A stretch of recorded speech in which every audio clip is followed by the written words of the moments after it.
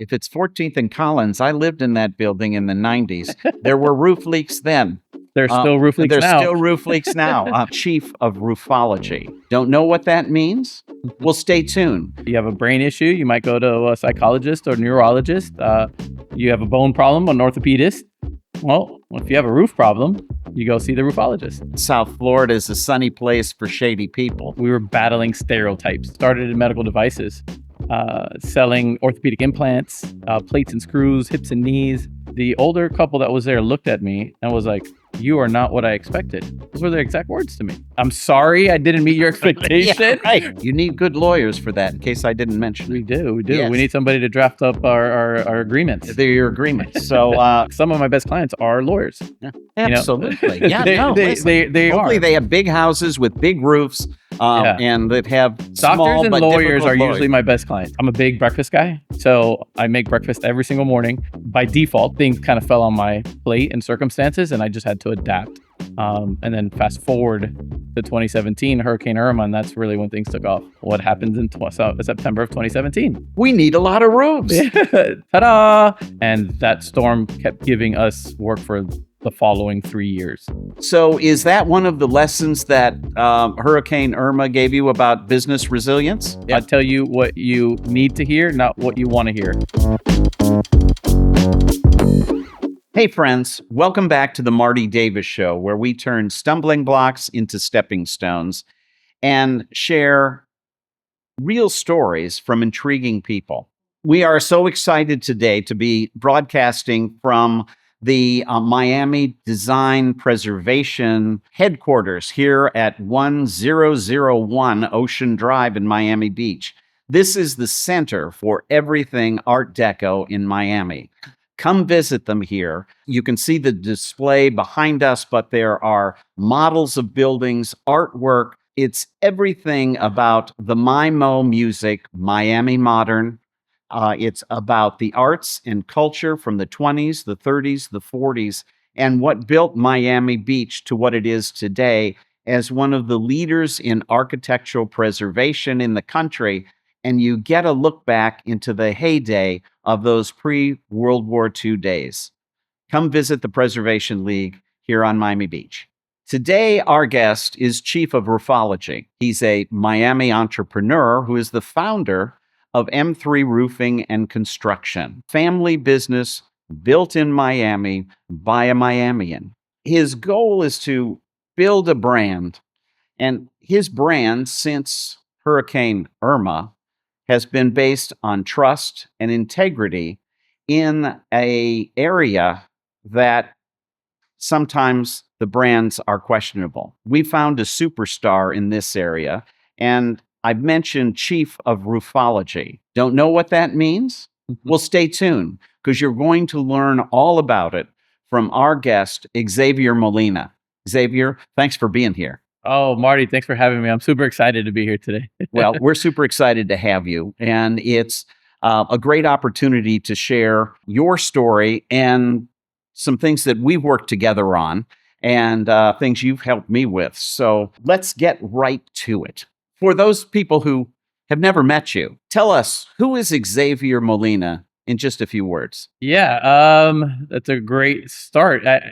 Xavier, really, myself, I am just like everybody else. I'm a local Miamian. I'm actually an Army brat. My dad was in the military. We traveled all over. Then we came into Miami around 92. I grew up in Miami, basically, right after Hurricane Andrew, I would say I got here. Just another local Miami kid finding his way. I'm a father. I'm a husband. And like you mentioned so eloquently, an entrepreneur. It's great. And I know that this all kind of got started from Hurricane Irma. And I think that our viewers are going to be able to see that sometimes storms bring opportunities. So, Xavier, you wear a lot of hats. You've been an athlete, a medical sales representative for years, an entrepreneur, and now it's the roofing business. Yeah. So tell our viewers, how would you describe your journey? Yeah. So my journey is one of being in, I wouldn't say right place at right time, but definitely one of evolving and adapting to situations that kind of presented themselves. So, like you mentioned, I started, I guess, if you say my professional career in medical devices. Prior to that, being high school and college, playing baseball and growing up with that. Uh, but then professional career started in medical devices, selling orthopedic implants, plates and screws, hips and knees.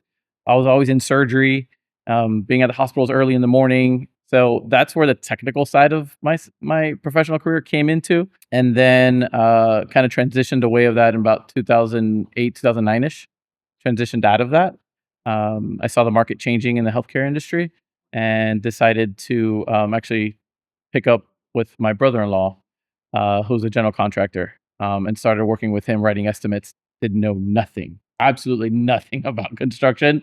And I just kind of got into that. And again, it just happened to be things kind of fell on my plate and circumstances, and I just had to adapt. And then fast forward to 2017, Hurricane Irma, and that's really when things took off. And in 2017, I think, is that Yeah. Hurricane Irma? Yeah, I think it was September of 2017 was Irma. Okay. And that's when you went full time into the roofing and construction business? Yeah, so going back to 2008, 2009 ish, we were doing property loss estimates for property for insurance claims. Ah, That's how I kind of learned construction, because there was a program that was used, a software that was used to estimate that. And as a general contractor, working for a general contractor, he would write the estimates. So I would visit homes throughout the state of Florida, learning how to sketch homes, sketch floor plans, build up estimates. So that's kind of where I got my feet wet. I had the idea, being, I guess, an entrepreneur at heart. I didn't know it then. I didn't know I was an entrepreneur. It's not like, Yeah. oh, like I'm going to be an entrepreneur. No, that's not how it played out for me. I decided, hey, we're doing so many estimates for all these construction jobs and losses. Why don't we actually try to bid some of these and do the actual work? So we ended up doing that. We started a business, started him as a general contractor, and we started doing these build backs and doing remodels and repairs and all that. That lasted for a little bit. He's a lone wolf, no black blood, but he decided to work by himself. He's till this day he still does, and that's his nature, which is fantastic. That's great. Some people can do that. I don't know about you, but I work better in a group. We parted ways, and then again, me and my wife were kind of left to like, hey, what are we going to do now? So we continued that path. And then that brought us to 2017. Summer of 2017, I was up to here. I was like so fed up. I wouldn't say fed up. I'll take that back. I would say I was pretty tired and exhausted of the amount of work that was done and the stress levels and everything, and growing and expanding and doing so many jobs. Like, we've got to focus on one thing, right? We've got to focus on pick something that we're good at. And is that the birth of M3 Roofing and Construction? So just after, yeah, that's kind of where M3 Roofing and Construction started, because we decided, you know what, we've always done roofing as part of a larger scope of work, and we wanted to do impact windows and doors, which had always done. I didn't want to see the inside of a house anymore. I didn't want to see any more kitchens. I didn't want to see any more baths. I was kind of over that. And I was like, I'm going to stick to the outside of a home. I don't want to go inside anymore. Let's do the roof and the windows. We're on the outside. We take care of that. We're good. Well, what happens in September of 2017? We need a lot of roofs. Ta-da! Perfect. Hurricane Irma hits and catapulted us into that roofing space. And that the rest is history. That was really, we kind of positioned ourselves for that. And the storm hit, and that storm kept giving us work for the following 3 years. Ah, that's great. So you and Michelle are in the business together, your wife, Michelle.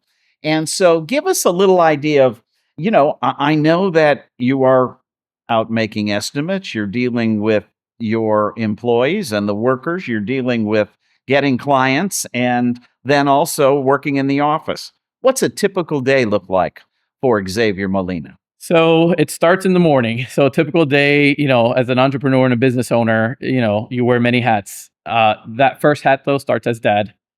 So when we wake up in the morning, it's at that 6 a.m. wake up call for the kids to get them up out of bed, making breakfast. I'm a big breakfast guy. So I make breakfast every single morning by default. Since I have to eat, they should eat too. They should eat too, right? So I make everybody breakfast in the morning. That's kind of like a routine staple.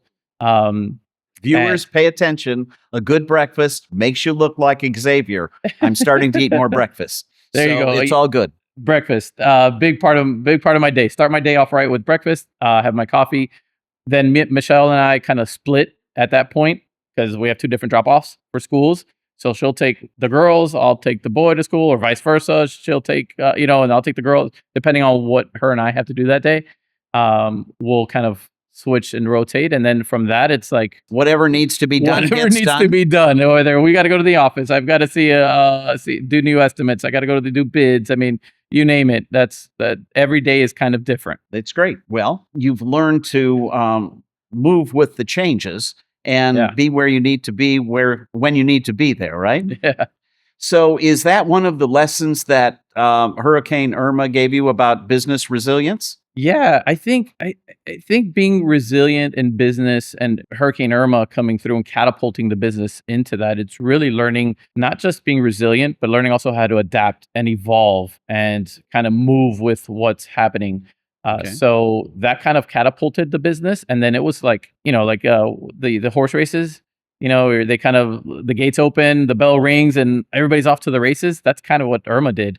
And it was just off to the races. And it was like, figure this out, figure that out. What are you going to do here? What are you going to do there? And it was kind of like a pay as you go type of system where it was like, you had to figure it out as you went on. Well, you must have done an excellent job of figuring all of that out, because all of us who've been in South Florida for a while know what happens after hurricanes, and there's damage and things need to be repaired. And we get a whole number of shady contractors. In fact, one of my friends says that South Florida is a sunny place for shady people. Yeah, that's true. And you have risen above all of that. And how have you and your team redefined professional roofing contractors in South Florida? That's kind of what we set out to do from the beginning. One of the things that we encountered early on was we were battling stereotypes, and we were battling certain stigmatisms that people had against roofing contractors as a whole. So when we started the business, we're like, we've got to break this mold. We got to break the mold in the service industry and what people expect out of the roofing contractor. Unfortunately, they drink all the time. They show up super dirty. They aren't documented. I mean, you've name it, I've heard it. I'll never forget this. I was at a job site. It was on a Saturday early on in that 2017, 2018. I had my son with me in the truck. It was a Saturday. I think Michelle was doing something, so I had to take him with me to go see a new lead. So I show up to the lead. I get out of the truck. I'm wearing my jeans. I'm wearing tucked in shirt with the company branded logo. And the older couple that was there looked at me and was like, "You are not what I expected." Those were their exact words to me. And I was like, "Well, what does that mean?" They're like, "Well, we thought you were going to come in like a very dirty truck. You were going to have dirty work boots. You're going to smell like alcohol and cigarettes." And I'm like, "Really? Like, that's what you thought?" I was like, that kind of taught me something. And then what I did is I actually rolled down the window and I showed him my son. It was in the back seat. I'm like, "Look, I'm sorry I didn't meet your expectation." Yeah, right. I'm sorry. But isn't this a pleasant But surprise? right, Yeah. like I'm happy also that I didn't, because this is not who we are. We're family owned business. We're trying to do right by people, and we're just like everybody else. That was the battle that we had to fight, because like you said, during storms, everybody tries to come. We got out of state contractors. We get unlicensed people trying to. I mean, it gets really, really complex, if you will. Yes. And trying to stay above that, and that's why we started the business, is to break that mold. Well, that's great. And you have said that you're breaking those stereotypes, and I know that firsthand, because I think our first interaction probably was about 5 years ago when I was in the process of purchasing a house over in Lauderdale by the Sea. And the initial inspection came back where the roof was, 15 years old or something like that, had some age on it. And I asked you to come out and take a look at the roof and let me know what you thought. Xavier comes out with his team, and I'm expecting him to, get on a ladder. It's a 2-story house. He's going to get on a ladder, climb up there, walk around on the roof. And in the past, I've had people that have inspected the roof. They walked on the roof and broke the tiles while they were walking on the roof. Well, that wasn't your method at all. Your method was to come inside, look inside to make sure there was no evidence of leaks, so it would pinpoint, and then out came the drones, out came all of this electronics where you're scouring the roof, you're taking pictures, you're looking at everything and looking at, all the different parts of the roof. And I get a report the next day that says, "Hey, Marty, your roof looks really pretty good. I don't think you need to do anything. And, you should be happy with this." And so right after that, we painted the roof a really bright blue color, kind of matches these chairs, and which I like. And so fast forward 2 years, and my partner Michael looks up on the ceiling and sees two water spots. And it's in the laundry room and right by the laundry room. And so I call you and you say, "Hey, I'll come out." And so you came out and looked at it, and I said, "Oh, it's probably around the exhaust thing for the washer and dryer there." And you said, "No, I don't think that's the case." And once again, out come the drones, out come the ladders, and you're up there and looking. And you said, "No, it's way over on the other side of the roof. It's a very small repair. Not a problem. No problem. We can replace the tile. We'll match the tile. We'll match the paint." You did it in a day or two, and no more leaks. You can't tell where the repair was done because the painting was great. So that's my success story with M3 Roofing and you. And so it's really great to see someone who looks at a roof, and if it doesn't need to be replaced, you tell them that it doesn't need to be replaced. And when you do need repairs, you can do the repair as opposed to saying, it's a $35,000 roof. Correct. You did tell me at the time that, this roof probably isn't going to last forever, and it's probably going to cost, I don't remember, $25,000, $30,000 to replace my roof, which was very fair and all of that. But the roof is still lasting today, and it's all good. So, building that business on trust and integrity really makes a difference. I don't know how many people I've told that, and I'm sorry you haven't been able to replace the roof, but one of these days, maybe. Maybe we'll get to this one of these days. And that's what we do. I try to be honest. I'm not trying to deceive people from anything. I try to be honest and tell them what they need and what they don't need, which is one of our pillars. Like I tell you what you need to hear, not what you want to hear. So that's kind of what I live by. So I tell people exactly what needs to happen. And if they don't need it, then they honestly don't need it, But if they do, I'll also let them know, hey, this roof needs to go. Yeah, that's right. No, because listen, it's a disaster and it takes time to get the materials, right? Correct. So, given the audience a little taste of a term that you use, Chief of Roofology, what does that mean? Roofology, well, like I mentioned earlier, I always had a technical side, very technical. I was in medical devices. So I was actually, being around surgeons and being around patients and being in a hospital setting, being in places, where it's very high demand, high paced, and very technical because it is surgery, right? That's kind of I have a backbone in that, right? No pun intended. No pun intended.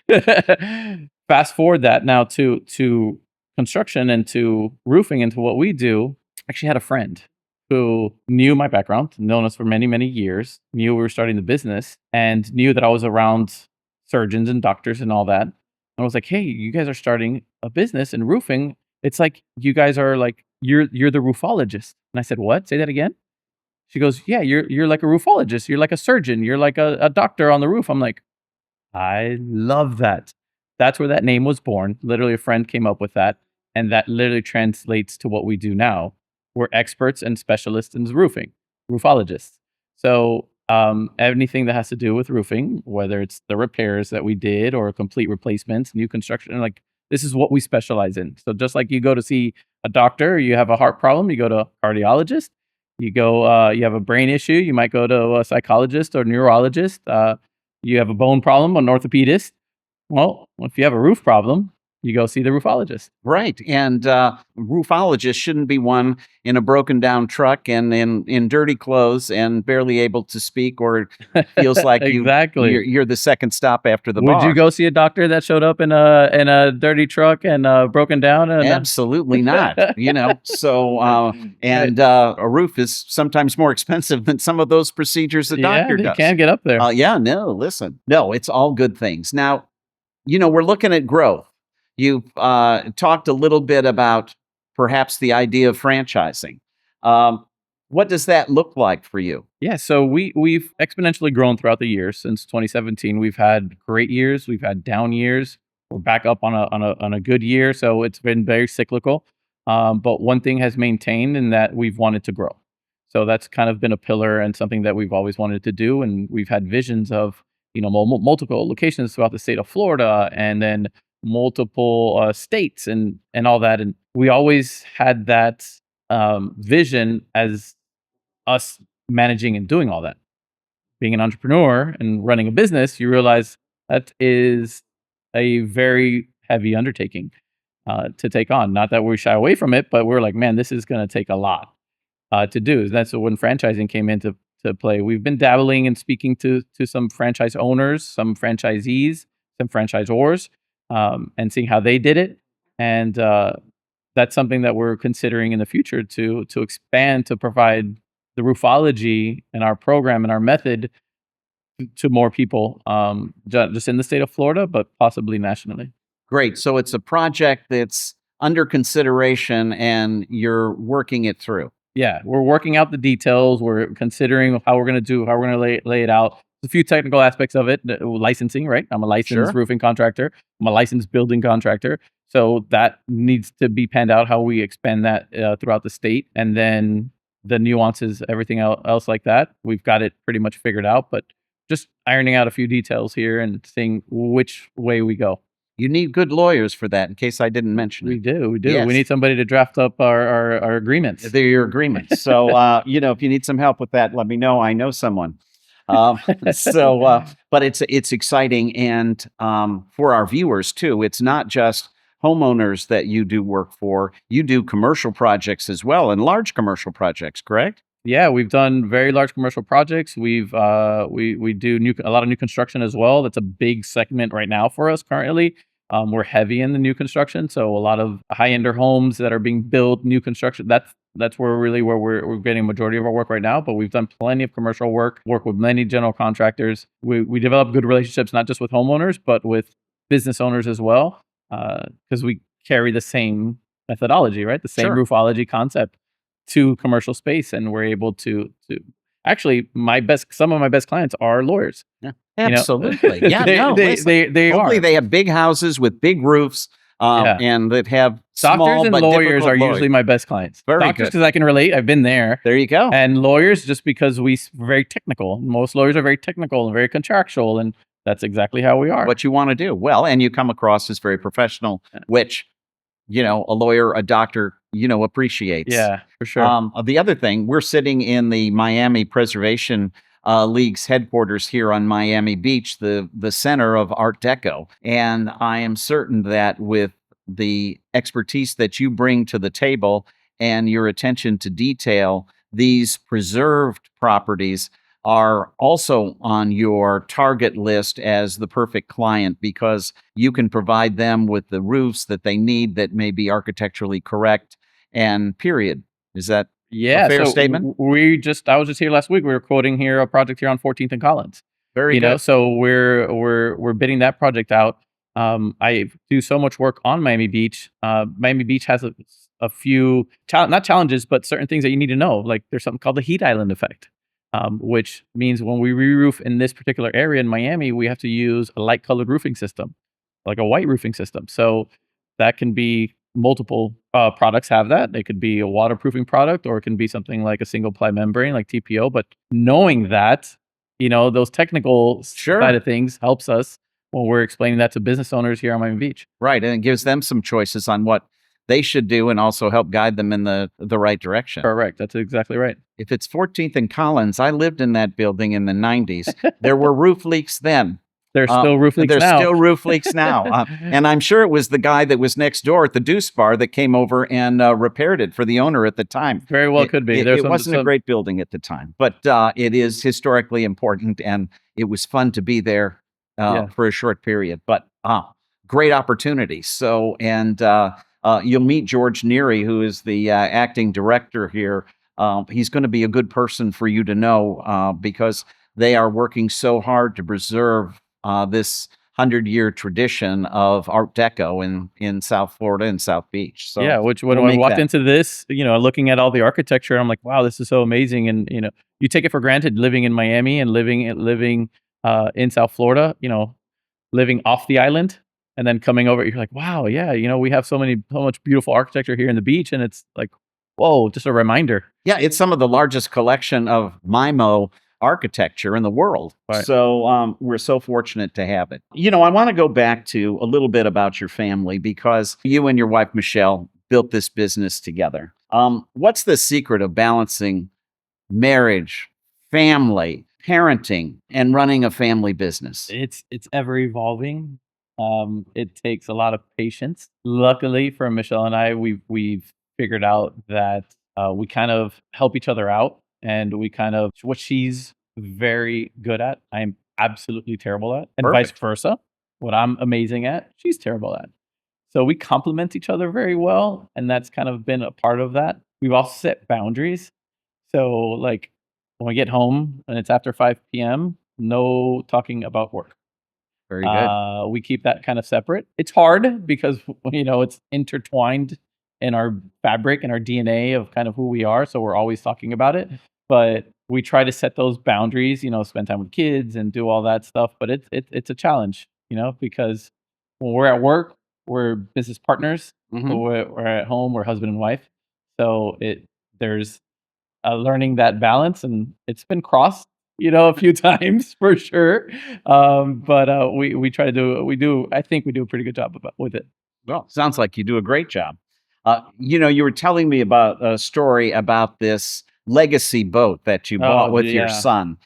Share with us the story and the tradition that you're setting up for your family. yeah. So Michelle and I wanted to start what's called legacy trips. We want to spend more time with the kids, and we wanted to create bonding moments. And so we kind of labeled it like a legacy trip. So this year, my son, 14 years, it was going to be 14 now in October. Him and I were supposed to do a legacy trip, and then next year the girls were going to do theirs, and all the girls go, and then the boys stay back. This year we decided to go to. I want to go to El Salvador. I wanted to go surfing. I was Okay. big into surfing before. Used to do a lot of surfing. Been to Costa Rica countless number of times.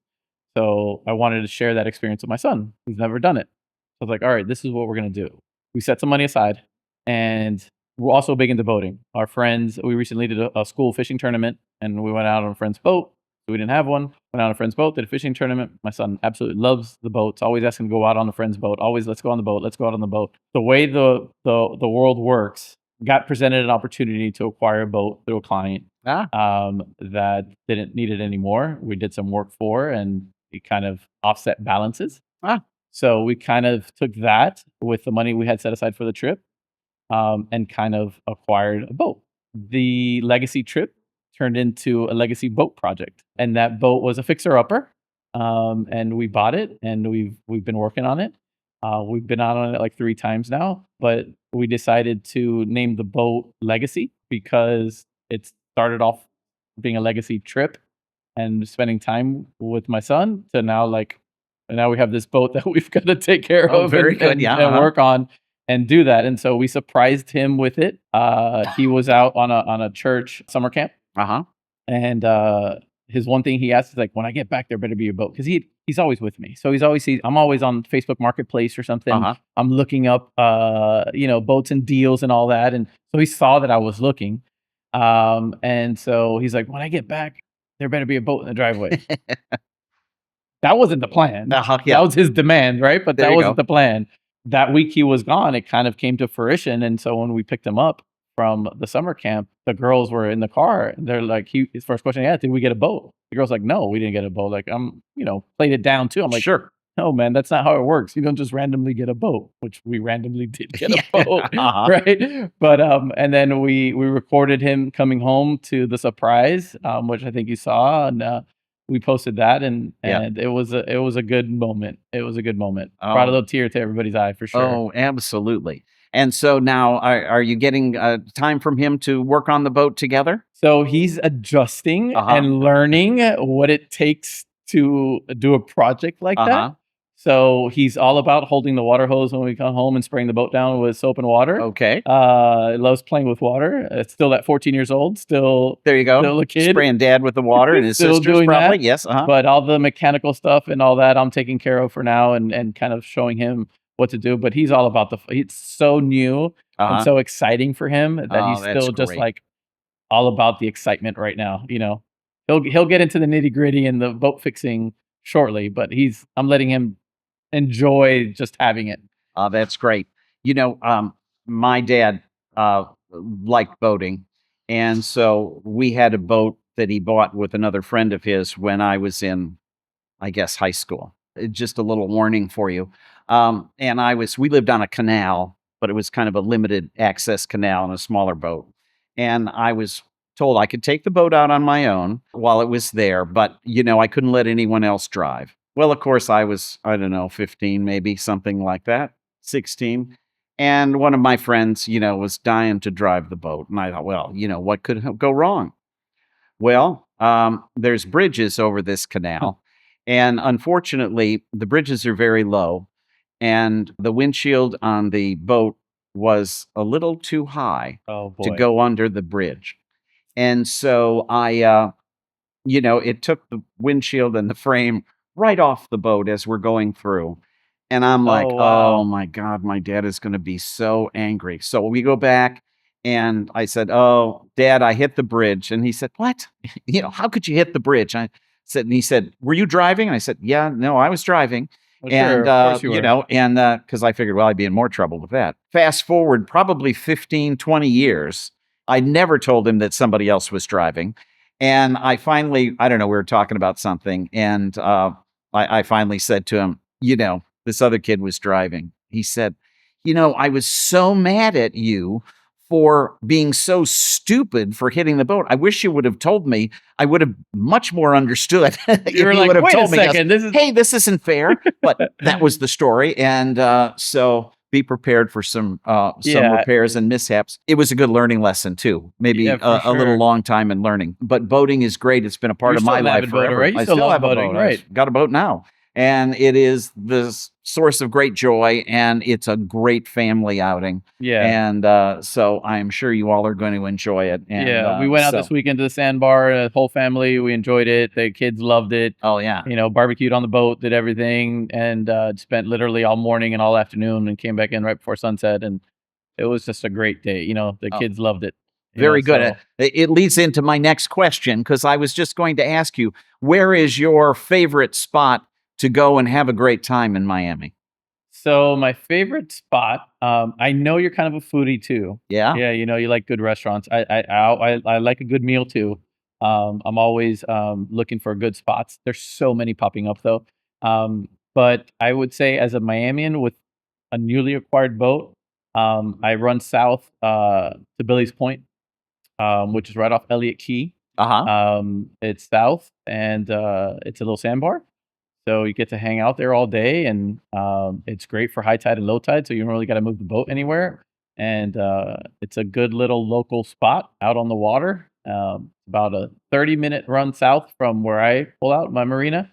But it's a great little local Miami spot. Very good. Do you keep your boat at like Black Point or something like that? No, so I actually trailer it. It's Okay. trailer. But I pull out of Matheson Hammock Park, Oh, okay. which is kind of Pinecrest Palmetto Bay Sure, area, yeah. just south of Coral Gables. So I pull out of there, and then that's the closest one to me, because Black Point is a little that's further pretty far south. south. Yeah, Yeah, it's very, no. very, very much further south. But we'll be making a Keys run soon. So Oh, very good. Well, That'll be Elliott's great down there, and No Name Harbor's good, and there's so many good places. So yeah. The other day we went out. We went to No Name Harbor. Just pulled out before we went. Me and him went out. Me and my son went out early before everybody got up. And then they met us at the marina, and we picked them up at the marina. But in the meantime, him and I cruised and went through Key Biscayne, went to No Name Harbor, just hung out, cleaned the boat a little bit.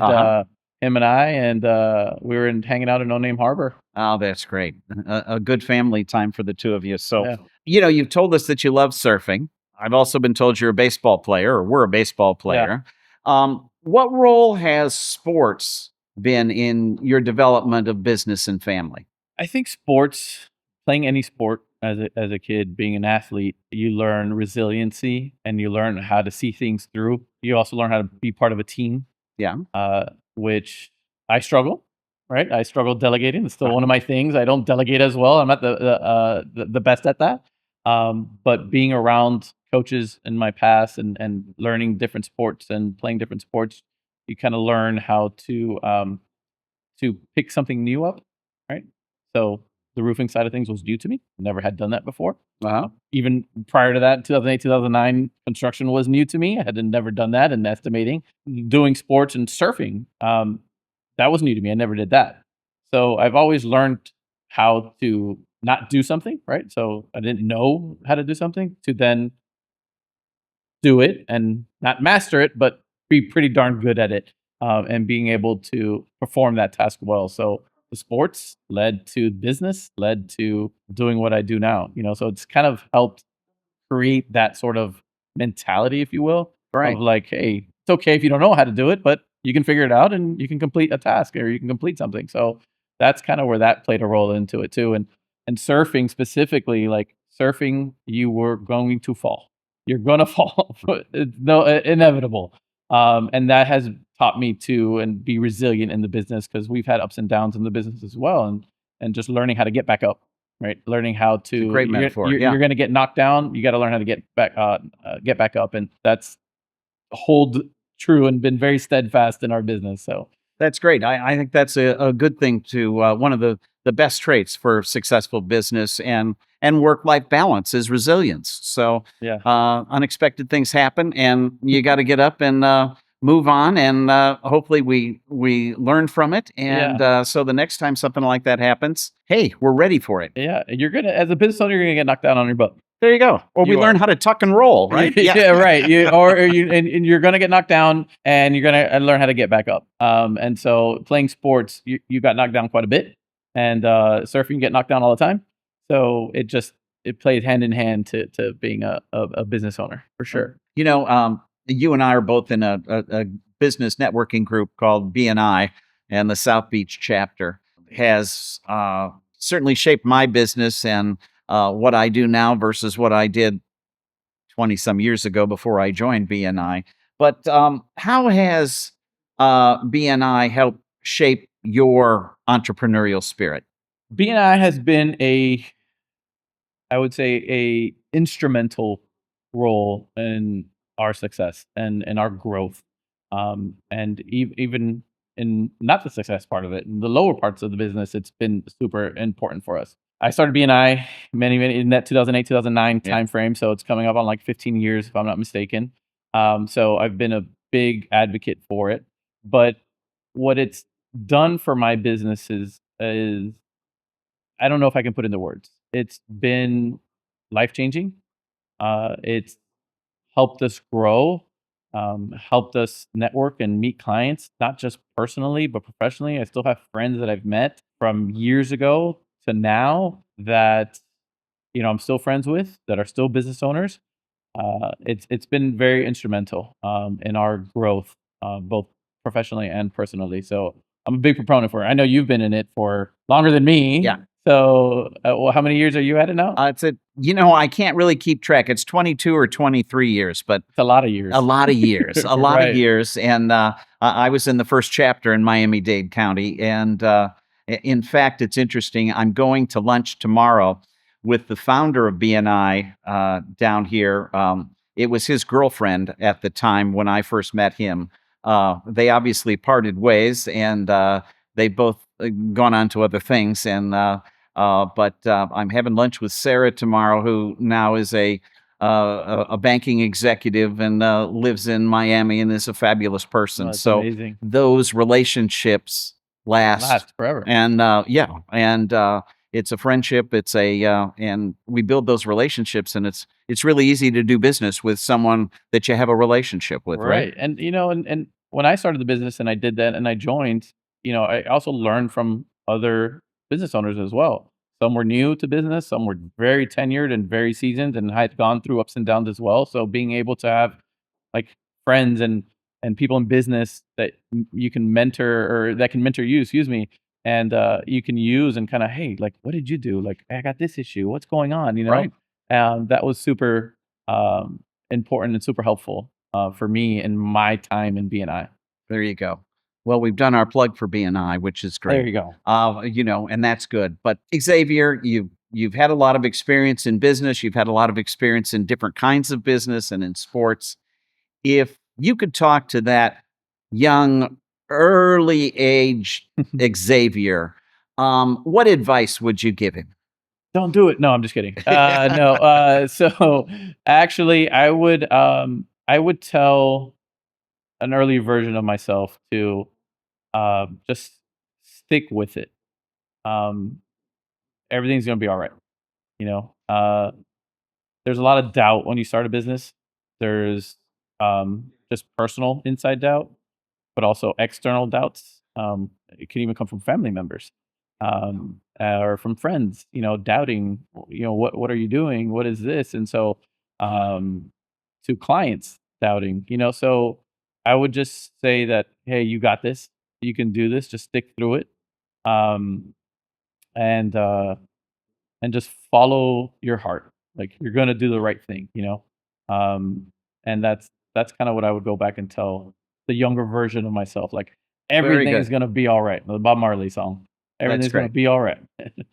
Well, and clearly it has. So you followed your own advice, whether you knew it or not. Right. So, well, at the end of our show, we always like to ask a few rapid fire questions to get All right. things that are just off the top of your head. So we call it Rapid Fire Miami Edition. Xavier, what's your favorite Miami neighborhood to do work in? Coral Gables. What's the best roofing material for the hurricane season? Hands down, metal roofs. Okay. Why? They have the highest wind rating out of any roofing system. So they're really it's one of those roofs you kind of put on, you set it and forget it type mentality. I have videos of roofs surviving. There was a storm many years ago that kind of hovered around the Bahamas for a few days and destroyed the Bahamas. And roofing structures were on the ground, but the metal roof was still on the roofing structure. So the metal roof didn't fail; the structure did. Well, that's a lot to say for the roofing right. material. So Absolutely. there you go. Your hidden gem for family time in Miami. Hidden gem. That location. I would say Salvadori Park in Coral Gables. Salvadori Park in Coral Gables. And where's that in Coral Gables? It's right off of Miracle Mile, and I forget the cross street, but it's a very shaded area, especially if it's smaller kids. Good playground there. They have pickleball courts. You can play pickleball. You can rent the pickleball courts. The kids can play in the park, and it's a nice little area if you want to take the kids to the park. Oh, very good. And you're a pickleball player too, right? I got heavy into pickleball. I was a golfer for 10 years and then pickleball. So it's wow. Talk about work-life balance. You can do all those things and many run a things. successful. Man of many talents. That's great. A Miami dish you can't live without. It's an item, and it's tostones. Very good. Fried plantains. Very good. You like them thin or do you like them thicker? I like them, period. Yo, doesn't matter. Huh? Doesn't matter. Okay, very good. As long as I'm getting them, I don't mind. It's good. I like them too. There's nothing better than plantains, whether they're fried or whether the ripe ones or the green ones. So all good. So if you weren't doing M3 Roofing as a business, what career would you be in? Right now, I would have to say it would have to be something in the marine industry, just because of the boats and everything that I'm doing right now. If you had asked me 2 years ago, it'd probably been pickleball player. If you'd asked me 10 years ago, it'd probably been professional golfer. Okay, very good. So it's all about resilience and what's on there today. With what's going on today. So very good. We may have a shiny object over here for you. Hey, what's that? Well, that's great, and I'm sure you'd be good at it. Xavier Molina. See, there you go. You see, look at that. I like it. Maybe you should open a marina. You're putting it into existence, and maybe something will happen. It'd be great because think you can always charge twice when it, twice as much when it belongs to a boat than you can on land things. Right. So, one of the things we want to do with that boat was start a YouTube channel and all that stuff. So maybe there's something there. Maybe you're putting it out. Very into existence. Good. Okay, it could be. Listen, marinas are good business. Xavier Molina, Chief of Roofology, entrepreneur, husband, father, family guy, a community leader. Xavier, thank you for reminding us that success isn't just about dollars. It's about building trust. It's about building family and community. I'm so glad you took the time to be with us today. and to share some of your success and insights. And it's inspirational for me because my sports ability is zero, although Right. I guess we could count boating as a sport. There you go. But, driving it and turning it on, I'm not sure how exercising that is. But to learn more about Xavier Molina and M3 Roofing and Construction, please look to the end of our podcast for contact information. And when you do call him, make certain that you told him that you learned all about him on the Marty Davis Show. So until next time, I'm Marty Davis, business lawyer, entrepreneur, networker, reminding you that entrepreneurship and family values are so important, and that the foundation that we laid today is our legacy for tomorrow. Thanks again, Xavier, for being here. We appreciate it. Super excited. Thanks for having me on. Take care.